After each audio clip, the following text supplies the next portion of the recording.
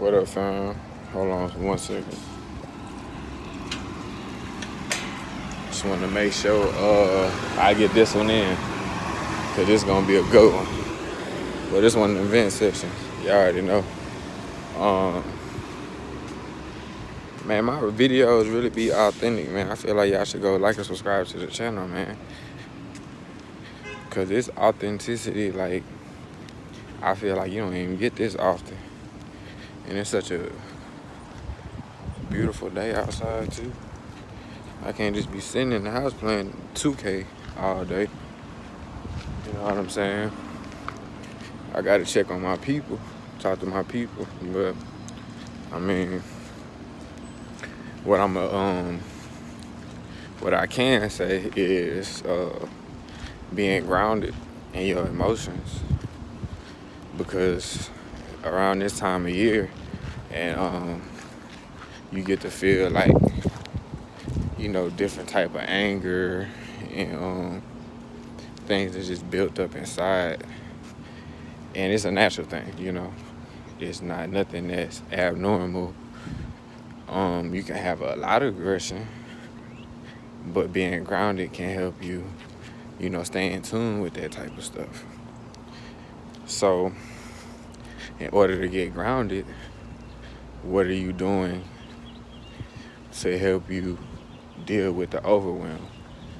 Is it something can you fix, or is it something you can't fix? Either way, having some type of knowledge around what you going through or what you dealing with as far as your body, and not anything outside of that, because that's literally what you can't control, is what's outside of your body.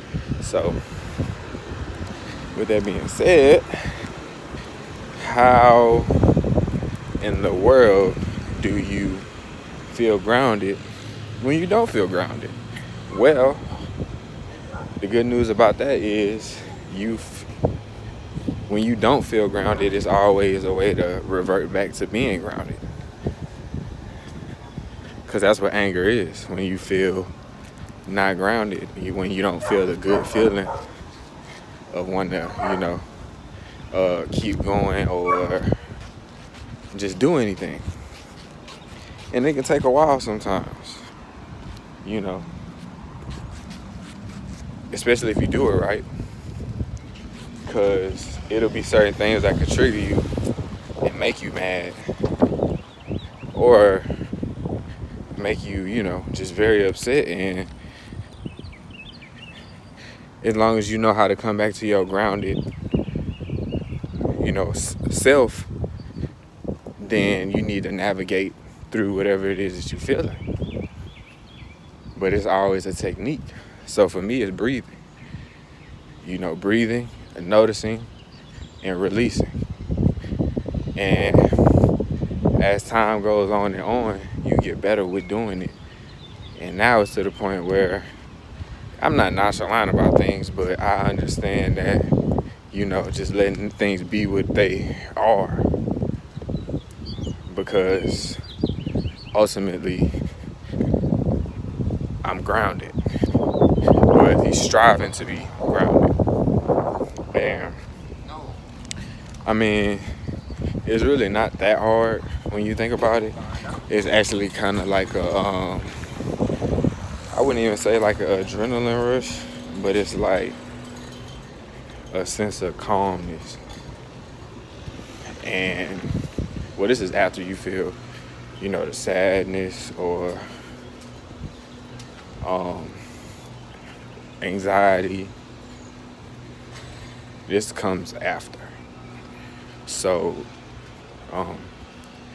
the point is being, when you do feel this, what action step are you taking to feel, you know, grounded, or whatever you consider grounded, which is pretty much the same thing for everybody.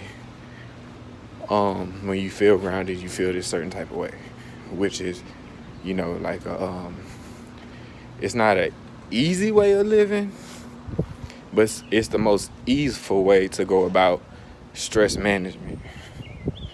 and handling your stress in a specific way, and actually letting your stress make you become greater because you've developed these, tendencies within yourself to deal with whatever it is that might come up, you know.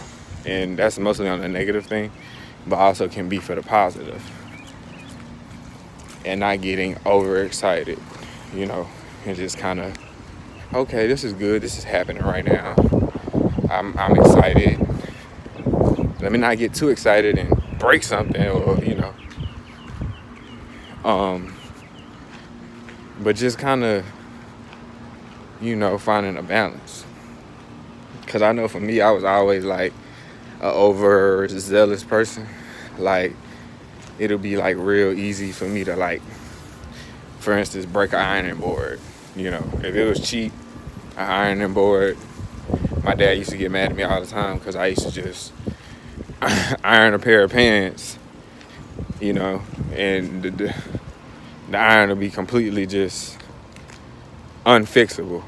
Basically, he'll have to get a whole new iron. And it was to the point where, I just stopped ironing my clothes because I was breaking too many ironing boards. I didn't want to get in trouble.